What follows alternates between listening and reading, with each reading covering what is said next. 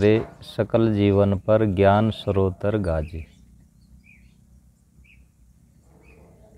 सदगुरु कहते हैं कि साधु के घट में शील और संतोष होता है।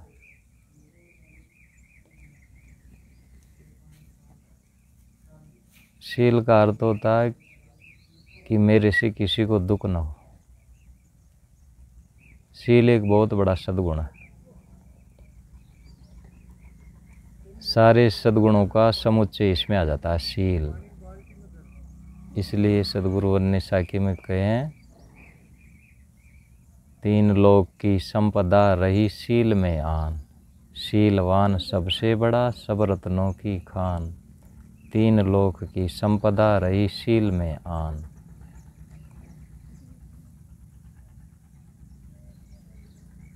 दुनिया में सबसे बड़ा शीलवान। शील बड़ो सुमरण बड़ो, दया बड़ी बलवंत, जगन्नाथ रहनी बड़ी ताका नाम महंत। प्रश्न हुआ कि महंत कौन है और बड़ा कौन है, तो कहा शील बड़ो, शील बड़ा, सुमरण बड़ा और दया और भी ज़्यादा बलवान है। जगन्नाथ जी महाराज कह रहे हैं कि रहनी सर्वोत्तम है। जो इस प्रकार शील, सुमरण, दया और रहनी में रहता वही महंत है। महंत का रूढ़ अर्थ है भाई जो किसी कुटिया का संचालक हो, आश्रम का, वो महंत। पर यहाँ संतों ने व्याख्या की है कि वो महंत है जिसमें शील है, सुमरण है, आत्मचिंतन है और व्यवहार में दयावान है और रहनी संपन्न हो। शील बहुत व्यापक अर्थ लिए होता है। शील का अर्थ संयम और ब्रह्मचर्य भी होता है। ब्रह्मचर्य का अर्थ होता है श्रेष्ठ आचरण। हमारी इंद्रियों के श्रेष्ठ जो आचरण वो सभी ब्रह्मचर्य में आते हैं। रूढ़ अर्थ है भोग से रहित रहना, लेकिन व्यापक अर्थ है श्रेष्ठ आचरण। हर इंद्रिय का आचरण श्रेष्ठ हो, बोलने का आचरण श्रेष्ठ हो, देखने का आचरण श्रेष्ठ हो, कुदृष्टि से न देखे, कुबोल न बोले, खान पान का आचरण श्रेष्ठ हो। ये सभी चीज़ों में शुद्धता होनी चाहिए। शुद्धता का रहे ध्यान। तन से ज़्यादा मन की शुद्धता का ध्यान रहना चाहिए, क्योंकि शरीर को तो फिर हम शुद्ध कर लेंगे, लेकिन मन गंदा हो जाने पर ये सबसे ज़्यादा नुकसान होता है। चित्त का घाटा, मन की गंदगी, ये साधक के लिए सबसे बड़ा घाटा है। इसलिए मन को गंदा न होने दो। हर हालत में मन को शुद्ध रखो। मन गंदा होता राग और द्वेष से, मोह से और बैर से। तो ये ना आने दो, चित्त को समता में रखो। तो शील बड़ा होने का मतलब है कि वो शीलवान होता है। मेरे से किसी को दुख न हो, उसकी वाणी मीठी होती है। कोमल वाणी संत की सर्वत अमृतमय आय, तुलसी ताई कठोर मन सुनत मोम हो ही जाए। कठोर मन भी सुन करके मोम हो जाए। विनम्रता की वाणी बोले। अहंकार का शब्द कभी नहीं आना चाहिए। अहंकार से अहंकार उत्पन्न होता है। हम अहंकार का प्रयोग करेंगे तो दूसरे में भी वही भाव आएगा। तो इसलिए हम विनम्र। फिर रहनी ऐसी हो जाती है कि उसकी कटु निकलता नहीं है। हाँ, कभी दूसरे के सुधार के लिए वो नाटक कर सकता है कटु कहने का, लेकिन अंदर से कटुता नहीं आती। अंदर से तो उतनी करुणा रहती है। करुणा के सागर संत जन होते हैं, दयालु। सदगुरु दीन दयाल, वो दीन बंधु होते हैं। दीनों पर, गरीबों पर, उन पर दया करते हैं। सुमरण बड़े का अर्थ है कि वो सुमरण में, आत्मचिंतन में उसकी रुचि रहती है। मन नहीं करता दुनिया में, मन लगाने का मन नहीं करता, मजबूरी में लगाया जाता है। वो मन को सुमरण में रखता, अपने आत्मस्वरूप के चिंतन में रखता। और समाधि से बड़ा सुख उसको दूसरा नहीं लगता। तो इसलिए सुमरण को बड़ा बताया। बाह्य अर्थ को नाम का जप करना, अपनी श्रद्धा के अनुसार गुरु मंत्र जो देते हैं उसका जप करना, वो भी बढ़िया। आखिरी बात है आत्मचिंतन, सुमरण। मरण अच्छा हो। सुमरण का अर्थ होता है कि मरते समय हम आराम से मरे और ये न लगे कि मैं मर रहा हूँ, शरीर छूट रहा बस। ज्यों की त्यों धर दीनी चदरियाँ, जैसे का तैसा ही संसार में का क्लेवर था ये 5 तत्वों का, इसी में मेरा कुछ छूट नहीं रहा। ये स्थिति हो जाए मरते समय, मौत के समय, तब तो सुमरण का अर्थ। और मरते समय असंतोष है, तनाव है, द्वेष है। मरते समय क्या होता है, जो दोष हमारे में रहता है ना, वो ज़्यादा प्रबल जोर शोर से हावी हो जाता है, वो ज़्यादा सिर उठाता है, क्योंकि उसको पाले हम जीवन भर। तो किसी दोष को पालो मत, उसको पलने न दो, नष्ट करो। उसके कुपित दृष्टि से देखो। हमारे में द्वेष आ जाए तो उसको कुपित दृष्टि देखो, मोह आ जाए तो उसको कुपित दृष्टि से देखो, कोप करो उस पर, ये क्यों आ गया, अब भी क्यों नहीं मिट रहा, कब मिटेगा। ये कुपित दृष्टि है। नहीं तो फिर वो हमारे को आदत में आकर के और उसकी हैबिट स्वाभाविक हो जाती है। फिर मानो वो रहनी हो जाती। फिर क्रोध करना नहीं पड़ेगा, द्वेष करना नहीं पड़ेगा, अहंकार करना नहीं पड़ेगा, अपने आप ही आ जाता। पलट देंगे फिर क्रोध आएगा ही नहीं, मोह होगा ही नहीं, द्वेष होगा ही नहीं, अहंकार नहीं आएगा। तो शील बड़ा, सुमरण बड़ा, दया बड़ी बलवंत। दयावान रहना चाहिए, निर्दय न बनो किसी पर। किसी की गलती देख कर भी उस पर हिंसा का प्रयोग ना करो। हिंसा का प्रयोग शरीर से ही नहीं होता, हिंसा का प्रयोग वाणी से भी होता है। हम कटु बोल रहे हैं तो वाचिक हिंसा हो गई। मन में भी बुरा सोच रहे हैं किसी के प्रति तो मानसिक हिंसा हो गई। तो सभी हिंसाओं से अपने चित्त को रहित रखना। दयावान, दया और करुणा, 2 शब्द। करुणा प्राणी मात्र पर की जाती है और दया मनुष्य पर की जाती है। दिल दया रहम को तजकर संध्या नमाज खा लिए, प्राणी से वेर बढ़ाकर ईश्वर पूजा जा लिए।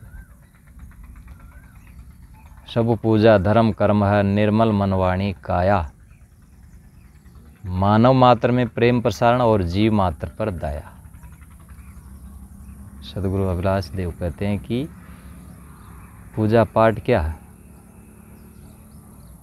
यही है दया। मानव मानव में प्रेम बढ़े, आपस में एक दूसरे दिल में कटुता उत्पन्न नहीं हो। जोड़ो, तोड़ो मत किसी को। एक दूसरे में जुड़ाव का भाव, प्रेम का भाव उत्पन्न करो। ये ऐसी बात मत कर दो किसी को कि उनके मन में मुटाव, फर्क पड़ जाए। दूती चुगली निंदा का दोष इसी में माना जाता है कि उससे एक दूसरे में दुर्भावना पैदा हो जाती है। आदमी में आ जाती है कोई बात तो कहने की थोड़ी होती है वो सबको।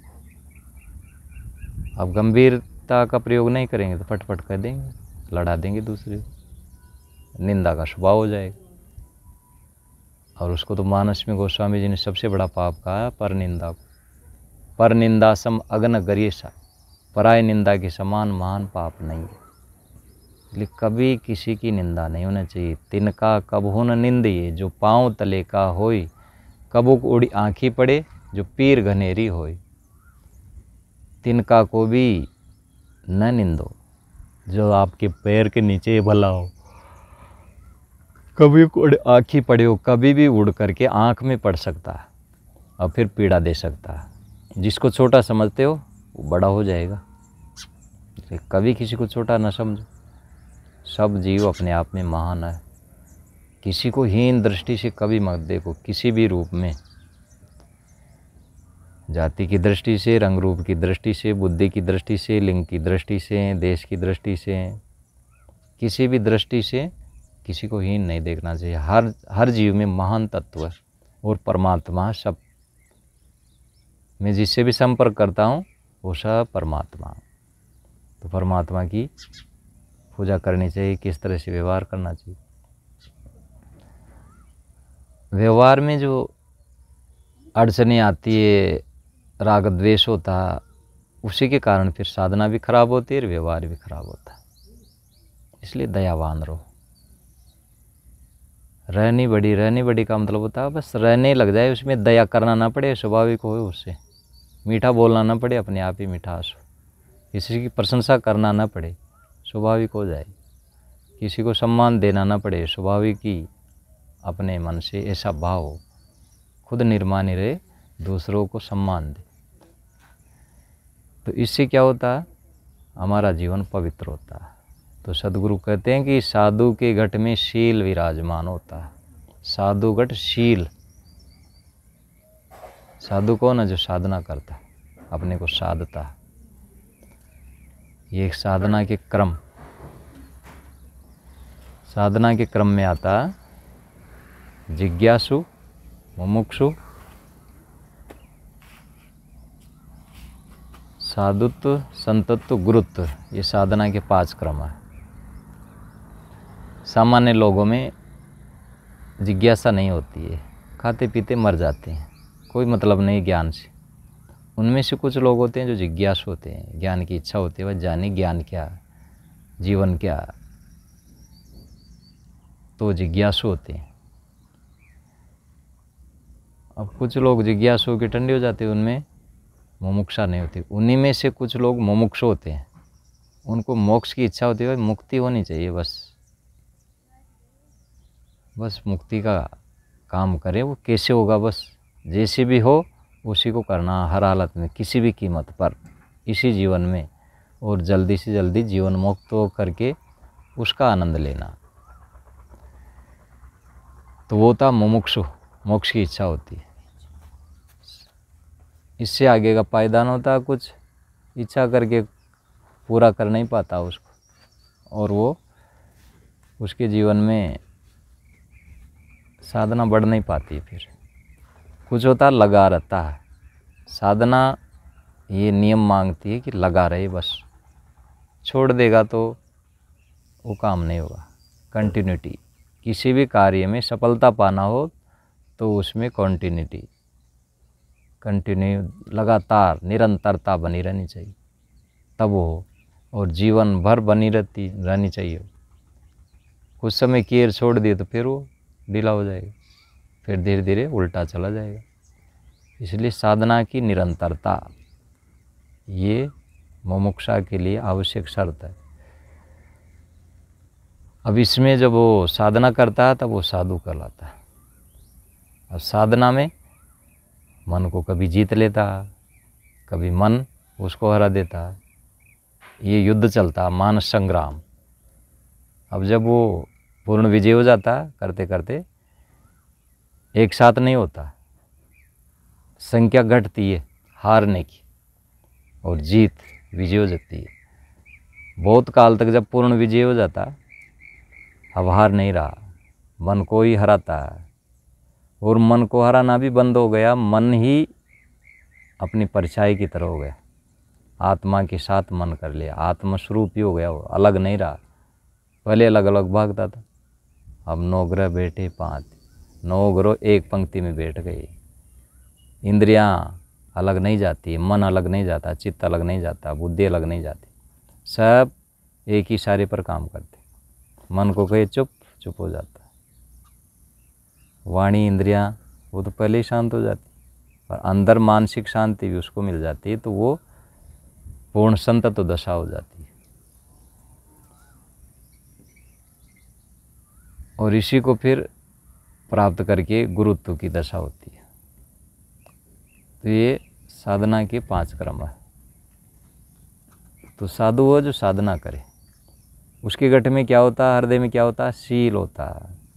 मेरे से किसी को दुख नहीं होना चाहिए, मेरी वाणी से, मेरे भावों से, मेरे विचारों से। विपश्यना वालों में जब जाते हैं, अंतिम में त्रिशत्र होता है, तो उसमें सब लोग कहते हैं अंत में विछुड़ते समय कि मेरे व्यवहार से, मेरी वाणी से, मेरे मन से भी कोई गलती हो, मेरे भावों में आपके प्रति कुछ कटुता आई हो तो क्षमा करना। मतलब भावों की शुद्धि के लिए भी वो क्षमा याचना करते हैं। इंद्रियों के व्यवहार, वाणी का व्यवहार, ये तो बाहर दिखता, लेकिन जो मानसिक होता है, भाव होते हैं, मन ही मन में सोच लेते हैं किसी के प्रति, तो वो भी अगर मेरी से गलती हो तो आप क्षमा करना।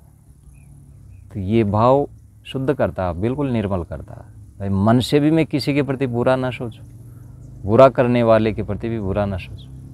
तो ये शील की पराकाष्ठा है। राम शीलवान थे, वो मर्यादा में रहते थे। लक्ष्मण जी तो कहे भाई पिताजी को जेल डाल दे, ये मेहर चरा, तो कटु शब्द भी बोल दिए और जेल तक के लिए कह दिए पिता को, इतने उत्तेज होते हुए। लेकिन राम जी बोले नहीं, मेरी ऐसी हिम्मत नहीं होती, मैं ऐसा नहीं कर सकता, कह भी नहीं सकता। तो राम शीलवान थे। तो शीलवान होता उसकी वाणी कंट्रोल में रहती है, वो दंड नहीं होता, उच्छृंखल नहीं होता। उद्दंड होता चाहो जो ही कह देता, बड़ों को चाहो जो ही कह देता। और जो शीलवान होता वो छोटों को भी संभाल के बोलता, उसका मन देख के बोलता। ये शील की पराकाष्ठा होती है। किसी को दुख नहीं हो जाना चाहिए, ऐसा ध्यान रखता हो। हम किसी की तरफ देखे, उसी से उसको दुख होता तो देखना भी नहीं उसकी तरफ।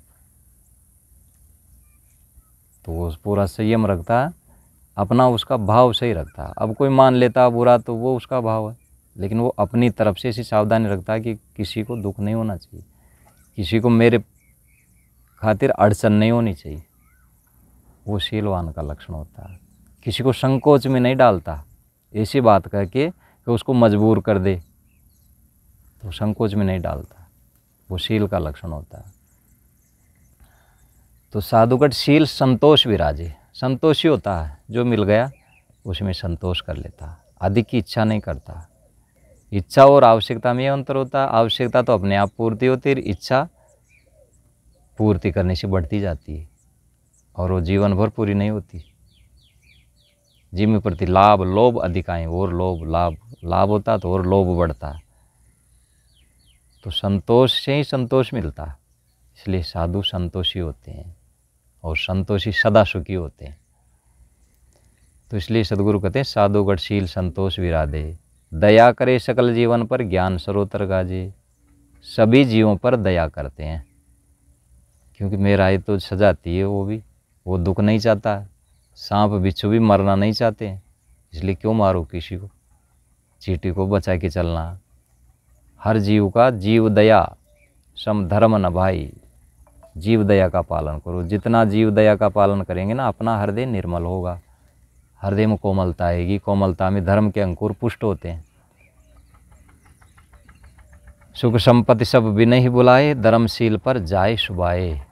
सुख संपत्ति फिर उसके पास अपने आप आएगी जो धर्म का पालन करता है, दयावान होता, किसी जीव को नहीं सताता। दुख देना बिन बंद के सोचो ये विचार के, कैसे तुम निर्द्वंद।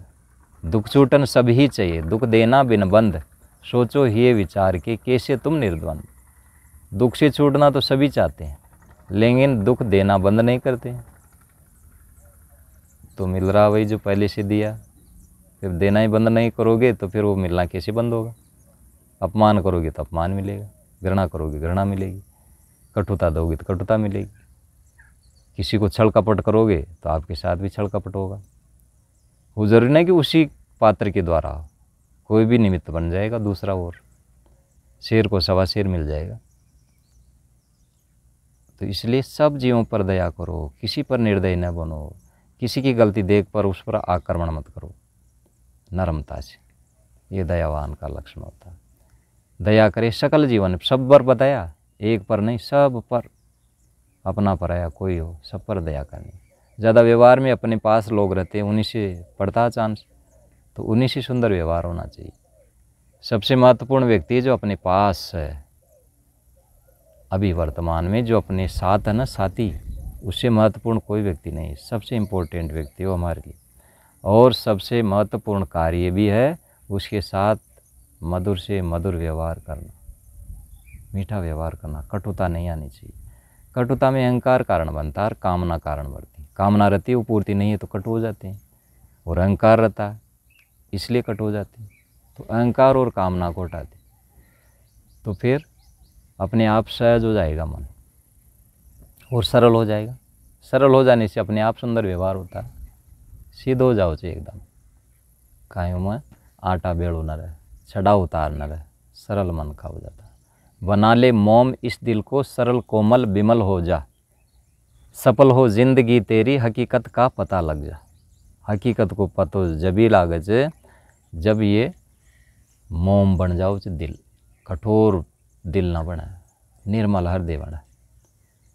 निर्मल हृदय संस्थान, ये मदर तेरेसा का नाम था कलकत्ता में।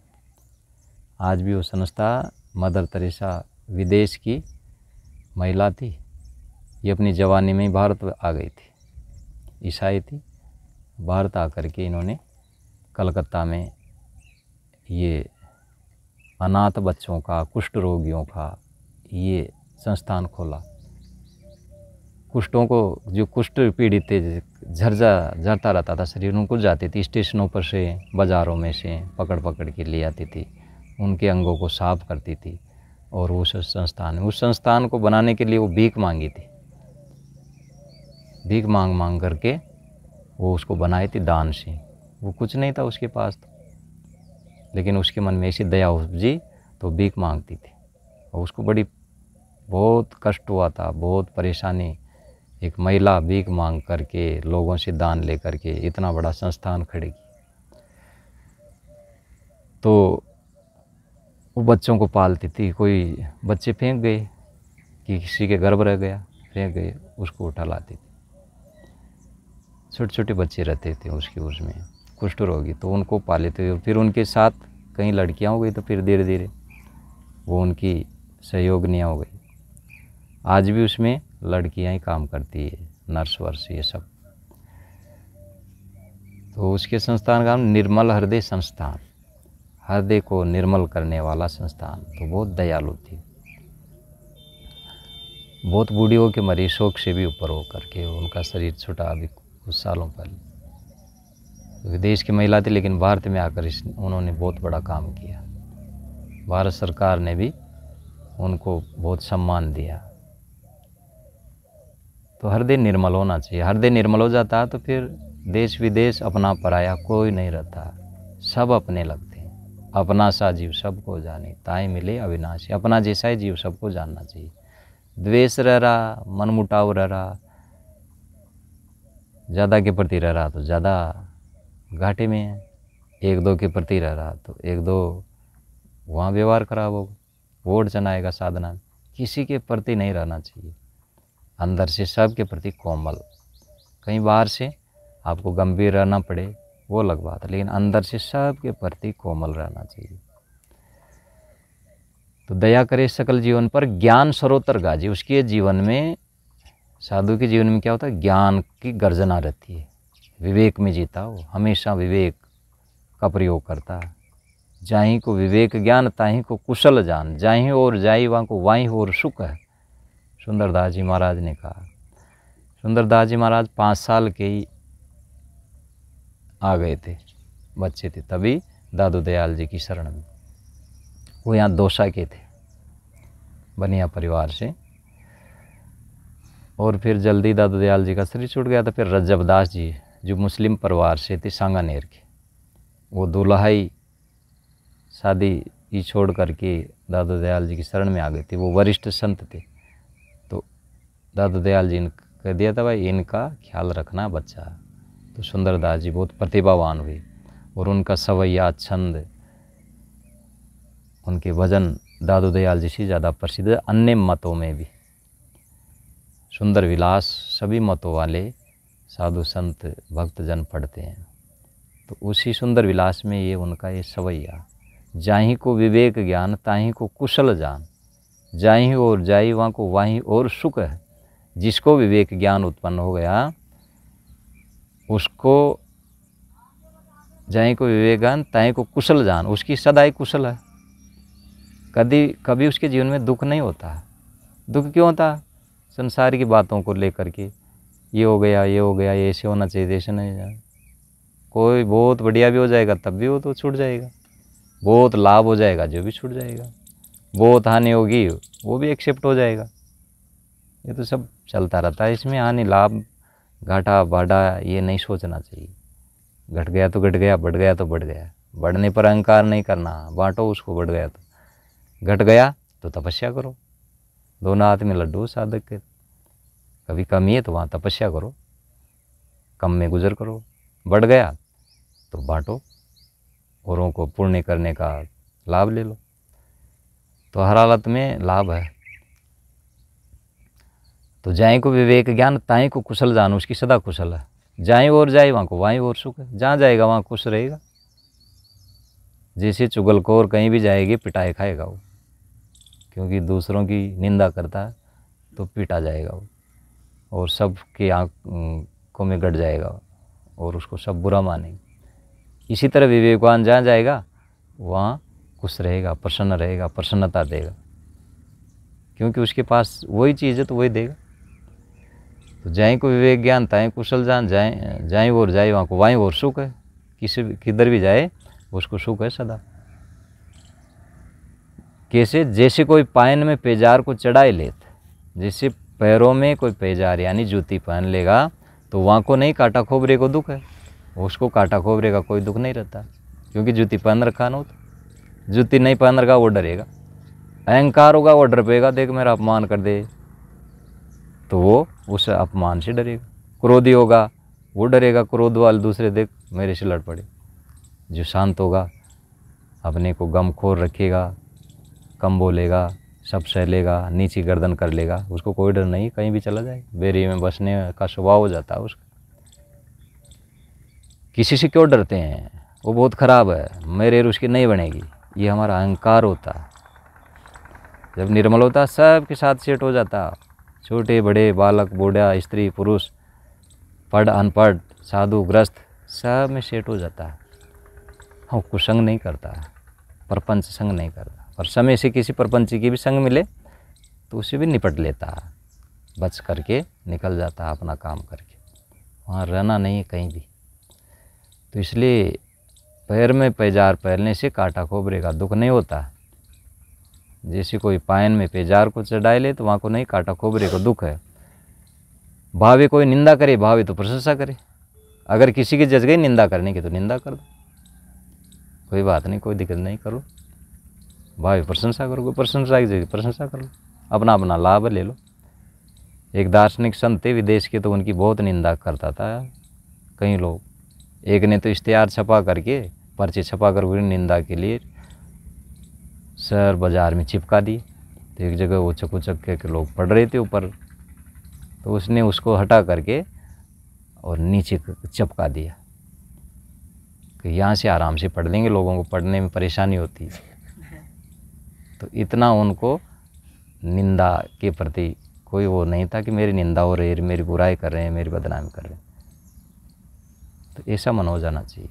निंदक के प्रति भी हमारे मन में समता भाव होना चाहिए और अच्छा होना चाहिए। निंदक नीरे राह किए, साहब ने उसकी प्रशंसा की, नीरे रखो उसको। तो बिन पानी साबुन पिना निर्मल करे सुभाए। गुरु इसलिए हितकारी होते हैं कि वो हमारी निंदा करते हैं, एक तरफ से हमारी बुराई को उगाड़ करके बताते हैं कि ये तेरे। निंदक ये होता है कि निंदक द्वेष भाव से करता, गुरु हमारे हित भावना से करते हैं। वो हाथ रखते हैं नीचे प्रेम का कि ये टूट न जाए, और ऊपर से उसको पीटते भी हैं।